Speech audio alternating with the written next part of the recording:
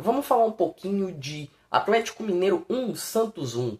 Mas antes, peço que você deixe o dedo no botão do like, curta, comente, compartilhe o canal com seus amigos. Você que não é inscrito, se inscreva. Você que já é inscrito, compartilhe. Rumo aos 300 inscritos, tá bom, galera?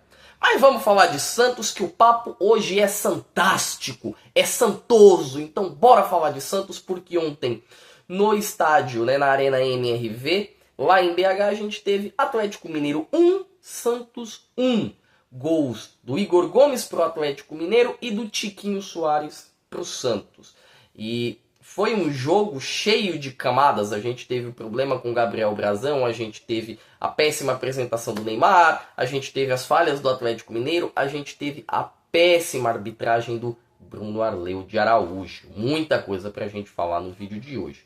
Mas bora começar, tá?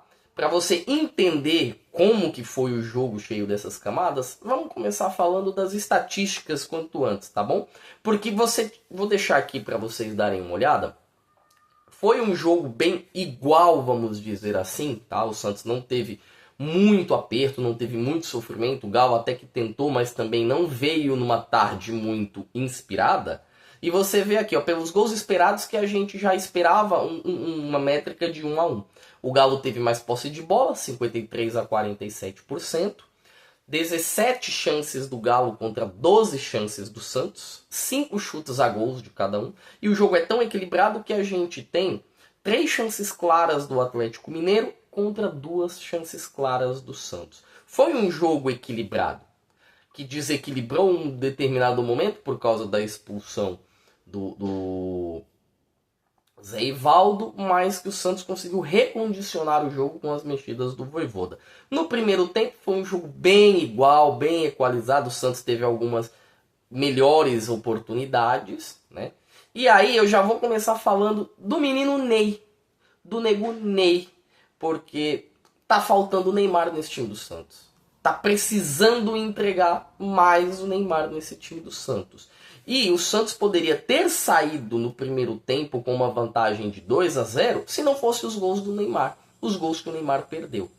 No primeiro lance, tá?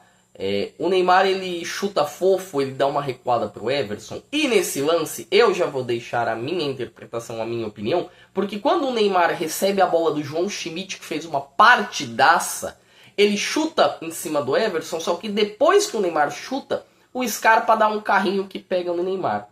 Aquele lance é pênalti, a bola ainda está em jogo. Aquele lance é pênalti. E assim, desculpem o termo, mas a palmolice do Santos foi tamanha, mas tamanha, que naquele lance só o Neymar reclamou. Eu não vi o Guilherme reclamar, eu não vi o Zé Rafael reclamar, eu não vi o Vitor Hugo, eu não vi ninguém ir pra cima do juiz. Ah, mas o Neymar, Fernando, não fez um bom jogo. Realmente, o jogo do Neymar é muito abaixo, muito abaixo. Mas não significa que o Santos não tenha que dar o suporte, os atletas não tenham que dar o suporte a ele no momento em que realmente houve uma penalidade. Depois desse lance, a gente ainda teve uma jogadaça do Lautaro Dias, que fazia a sua estreia ontem. Ele rouba a bola, vai à linha de fundo, consegue um bom cruzamento, um bom passe, tá? Não vou nem dizer que foi um cruzamento, ele achou o Neymar numa posição muito boa e o Neymar fura a bola. Ele estava sem tempo de bola. Na cara do Everson, o Neymar consegue furar a bola, ele consegue errar a bola.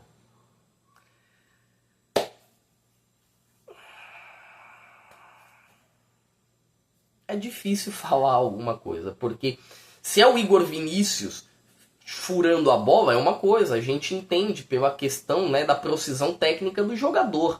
Mas a gente está falando do Neymar, que é a grande referência técnica desse time do Santos. O Santos precisa do Neymar, e o Neymar precisa melhorar fisicamente. E além de melhorar fisicamente, aí vai uma crítica minha ao Neymar, que ele precisa melhorar também no seu entendimento da sua função do jogo. O que eu tenho percebido é que o Neymar, ele volta até o segundo volante, pega a bola e sai carregando até chegar perto da área. E ele sempre é desarmado, ele sofre falta. O Neymar tem que entender que ele já está indo para 34 anos, que ele não é mais o garoto de 2017, de 2018 que vai fazer isso, de 2019. Ele não tem o mesmo corpo, ele já teve várias lesões, isso atrapalha ele, isso atrapalha o rendimento dele. O Neymar não tem que estar buscando bola próximo do meio de campo, o lugar do Neymar é pifando a bola próximo do gol. Fernando, pifando sim, liberando a bola para no toque, no 1-2, na definição, encontrar companheiros melhores colocados para definirem a jogada ou ele mesmo definir a jogada. O Neymar não tem que estar buscando. O Neymar não tem que estar buscando.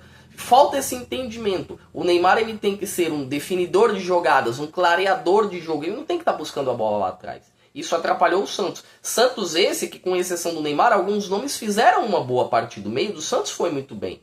O Neymar não tinha o porquê fazer esse tipo de jogada, ter esse tipo de comportamento, porque ele o afastava do gol. E o Santos perdia. Uma coisa é você marcar o Guilherme ou o Lautaro Dias perto do gol do Atlético Mineiro, outra coisa é você se preocupar com o Neymar. Dito isso, vamos deixar claro que o Atlético não teve também chances no primeiro tempo. Acho que o Atlético foi numa espécie de 3-4-1-2, um esquema bem diferente do São Paulo, né? Ele deu prioridade para o Hulk e para o Rony lá na frente, clareou o Arana no meio ali junto com o Coelho e principalmente o Scarpa. E o Atlético não estava conseguindo encontrar no seu sistema maneiras de acuar o time do Santos. Que o Santos ele foi num 4-4-2 com o Losango no meio campo. E isso travou o meio do Atlético Mineiro. O Santos conseguiu ter um bom volume de jogo. O Santos conseguiu se estabelecer no meio campo de uma maneira que sequer levou sustos no primeiro tempo. Aí a gente volta para o segundo tempo. Não tem muitas mexidas, não tem muitas coisas diferentes, né? Não tem muitas coisas diferentes. Até o lance do Zé Ivaldo que toma vermelho. Só que para falar do lance do Zé Ivaldo, eu vou começar lá no primeiro tempo. Por quê? Quando o Zé Ivaldo toma o cartão amarelo por segurar o Hulk, por ter feito a falta no Hulk, essa falta já começa pela reclamação do Neymar que eu acabei de fazer. O Neymar vai, segura a bola, segura, não pifa a jogada, perde a bola, o Atlético arma o contra-ataque, e aí o Zé Ivaldo, ele dá uma pegada no Hulk, né? Dá uma segurada no Hulk, toma o cartão. Então, o primeiro lance que o Zé Ivaldo, ele já tá amarelado em cima do Hulk, foi um erro do seu Neymar. Foi um erro do seu Neymar. E aí... O Zé Ivaldo deveria ser sacado pelo Vojvoda no final do primeiro tempo. Fernando, depois que você viu o jogo, é fácil falar. Pô, é muito fácil falar realmente depois que a gente viu o jogo. Só que o Zé Ivaldo, ele tem uma média de um cartão por jogo. É inacreditável, cara. Ele sempre dá uma butinada em alguém. E aí o que o São Paulo fez? Foi uma sacada inteligente. Ele troca o Rony com o Hulk de lugar. O Hulk passa a cair em cima do Zé Ivaldo. E o Galo estava esperando não para propor, mas para contra-atacar, porque o Santos estava muito bem habituado já no campo e não dava os espaços para o contra-ataque.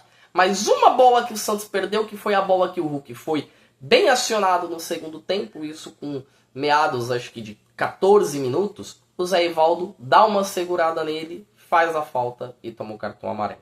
Voltando para o primeiro tempo, o Lianco faz a mesma falta em cima do Neymar. A mesma coisa. O Lianco segura o Neymar, dá um tapa na cabeça do Neymar, o Neymar vai pra cima dele, o Lianco meio que dá aquela peitada no Neymar, o Bruno Arleu só contemporiza, ele não faz nada, ele não fala nada, dá a falta, segue o jogo.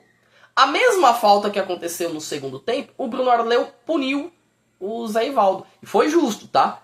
A minha questão aqui é que as duas faltas mereciam um cartão amarelo. Tanto o Lianco no primeiro tempo, quanto o Zé Ivaldo no segundo tempo. As duas mereciam punição. O Zé Ivaldo deixou o Santos no mapa. Foi extremamente incompetente, para não dizer outra palavra.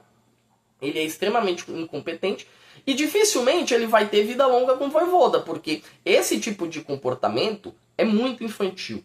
É muito infantil. E o Zé Ivaldo precisa de jogos para bater a sua meta contratual para ser contratado pelo Santos. O contrato do Zé Ivaldo com o Santos é de empréstimo mediante a metas. Então ele tem que jogar mais alguns jogos para ser comprado em definitivo.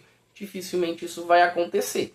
Dificilmente. O Santos tem poucos jogos até o final do campeonato, e aí quando o cara joga, o cara não vai tão bem, tem faltas que deixam o time na mão, tem algumas jogadas que deixam o time na mão, ele até joga bem com a bola no pé, mas a cabeça do Zé Ivaldo tem um pequeno probleminha que faz com que ele tome sempre a pior decisão. É inacreditável. Um jogo que estava difícil para o Atlético e fácil para o Santos mudou o cenário. Mudou o cenário. E aí a gente tem um pouquinho depois o lance que mudou tudo, que na minha opinião foi o lance do Brazão. O Brazão, ele tem um choque com o Igor Gomes. Eu vou deixar o choque aqui para vocês darem uma olhada. E no cruzamento o Igor Gomes acerta sem querer com o joelho a cabeça do Brazão. Tanto é sem querer que na hora o Igor Gomes pula para não pegar, só que ele pega e ele já volta avisando que pegou. Já volta avisando que pegou. O Bruno Arleu chama, né, o pessoal do Santos, chama os médicos do Santos. E vou deixar outra imagem para vocês darem uma olhada aqui. Além disso, tá o pessoal do Santos com o Brazão, com um galo enorme na cabeça. Enorme. E o cara não foi retirado de campo. Meu Deus do céu! Eu acho que o cara, ele tem que literalmente ir de Vasco. Né? Ir de Vasco. Deus puxar para acontecer alguma coisa. Existe um protocolo, no caso de concussão, que o jogador não tem que continuar quando ele perde a consciência. O Brazão perde a consciência rapidamente, que foi informado até pelo senhor Braulio, tá? Ou senhor Braulio, perdão, pelo senhor Bruno Arleu de Araújo, que ele perde a consciência rapidamente. E aí ele levanta, o pessoal do Santos vem tratar, passa uma garrafinha, né? Um copinho de água gelada. Meu, parece quando eu saio para as festas de fim de ano, bebo com meus amigos, fica todo mundo louco, alguém bate a cabeça na piscina, e aí os caras ficam tratando sem ter noção do que fazer. Não é pra pegar, colocar uma garrafinha d'água na cabeça do goleiro. É pra retirar o goleiro de campo. Ah, Fernando, foi contado nos dedos dele. 1, 2, 3 pra ver e ele conseguia voltar. Não me interessa se ele conseguia voltar. Se ele poderia voltar. Existe um protocolo de concussão deliberado pela FIFA. O goleiro, quando tem esse tipo de concussão, ele tem que sair do campo. E é por uma questão de segurança. E muito pior, na minha concepção, foi a questão do comportamento do seu Bruno Arleu, que permitiu com que o goleiro ficasse no campo, e do médico do Santos, que permitiu que o goleiro ficasse no campo. Não, bora botar uma touquinha ali de natação e ele vai. Tanto que depois sai o gol do Igor Gomes, o gol do 1-0 para o Atlético Mineiro. Tem um lance que o Lianco vai que nem uma vaca louca para cima do goleiro do Santos, do Brazão, quase acerta ele, quase tromba com ele. E aí no próximo lance depois, o Brazão ele se sente tonto e cai no chão. E aí ele é obrigado a sair. Tanto que ele sai de ambulância e tudo. Então a minha pergunta é, precisava o Brazão ter ficado 15 minutos no campo depois de ter batido a cabeça? Qual foi o intuito do médico do Santos liberar o Brazão para voltar a campo depois de uma pancada, de uma concussão que ele teve? Qual que foi o intuito? Qual que foi o intuito do Bruno Arleu de permitir que esse comportamento ocorresse, acontecesse? E olha, a gente pensa e não consegue entender o que realmente acontece. Dito isso, né, o Brazão foi para o hospital, ele está até melhor, né, já foi liberado, ele fez exames de tomografia, já foi liberado, está bem. O Diógenes entra no lugar do Brazão para segurar o Rojão. E aí, 11 contra 10 para o Atlético Mineiro. O Santos com seu goleiro reserva. O Vojvoda tendo que mexer no Santos para poder arrumar a besteira que o Zé Ivaldo fez. Porque o Santos acaba perdendo um zagueiro. Tanto que ele repõe para colocar o Adonis Frias e aí tem o lance do gol. A reposição com o Adonis Frias, que me parecia, pelo que deu para perceber, que ele estava sem ritmo de jogo e não estava 100%. Tanto que no lance do gol ele dá uma falhada, ele dá uma titubeada e esquece de marcar ali o Igor Gomes. Isso aí a gente pode conversar mais para frente. Mas sinto que o Frias não estava 100% preparado para receber essa pancada no peito ali. E acho que nem o Vojvoda queria fazer isso. E aí o Vojvoda começa a mexer, ele coloca o Tiquinho Soares, que eu acho que entra muito bem. Ele coloca o Tassiano, que entra bem também. E aí tem a questão do Lianco. O Lianco, eu acho que ele representa, ele tem uma representatividade para o torcedor do Atlético Mineiro, que é a questão do xerifão, que é aquela questão do jogador que joga para a torcida, que bate no peito. Ele literalmente joga para a torcida. É um bom jogador, é um bom zagueiro, tá? Não nego que ele seja um bom zagueiro, muito bom zagueiro. Só que às vezes esse comportamento de ser mais explosivo e jogar para a torcida, às vezes acaba jogando contra ele. Além da questão do excesso de confiança que ele tem. O time do Atlético não tem que ter excesso de confiança. O time do Atlético não tem que nem ter confiança. Ontem era um jogo, e o time do Atlético, o São Paulo, eu acho que fez bons movimentos, que era para o Atlético ganhar. O Atlético tinha que ganhar o jogo de ontem. E por conta da falha do Lianco, que ele foi tentar segurar o Tiquinho ali, aí ele meio que perdeu aquela bola para girar, o Tassiano simplesmente passou e ele fez o pênalti, colocou todo o Atlético no mato.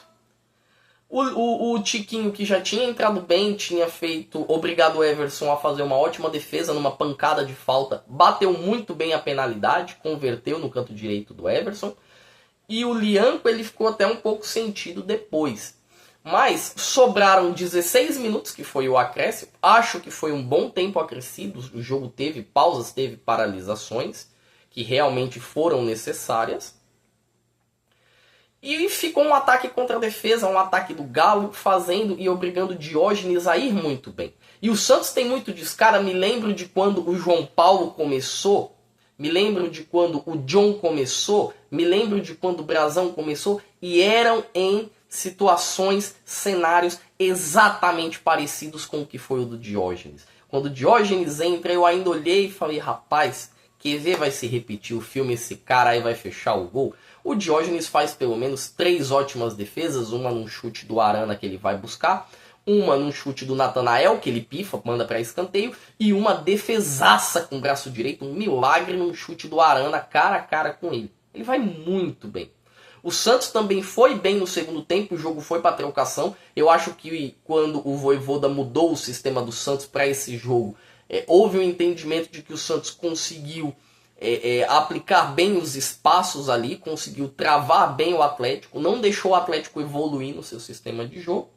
E o jogo termina em 1-1.